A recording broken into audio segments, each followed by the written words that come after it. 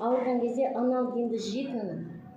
Мен бүйтіп жол жүре алмайтын, үйден шыға алмайтын. Үйден сәл Шымкентке келсем, уже бас ауырып жатып қалатын. Қазір басым ауырмайды.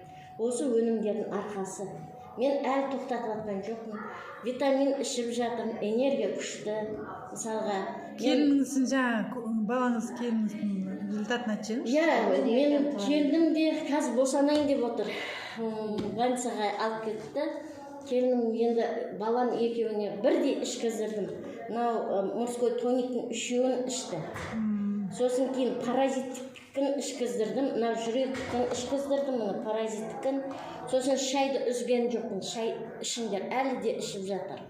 Енді мен балам мынандай тұғын. Өте арық едім. Сосын әлсіз болады ғой.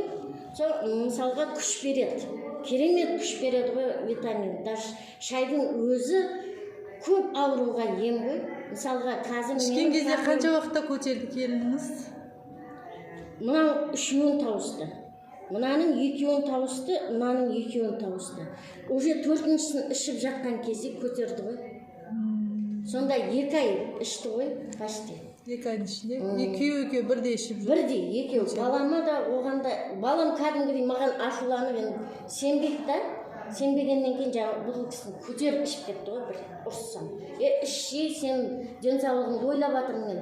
Мен саған зиян нәрсе көрсетіп жатқан жоқпын. Өзім жақсы болғаннан кейін сендерге де ішкіздіріп жатырмын деп. Соны енді ашуланып кәдімгідей көтеріп ішті. Ағыманып келін көтерген кезде мені құшақтап, мама рахмет. Қазір кез келген өнімді ұсынам ба? Болды мама дейді да, жаңа тіс ауырса, не бар ғой, спрей. Соны немерелерім енді қолдарында ұстап жүреді ғой. Тіс ауырады, ана шоколад жейді, ауырады, сеуіп алады да жүре береді ғой.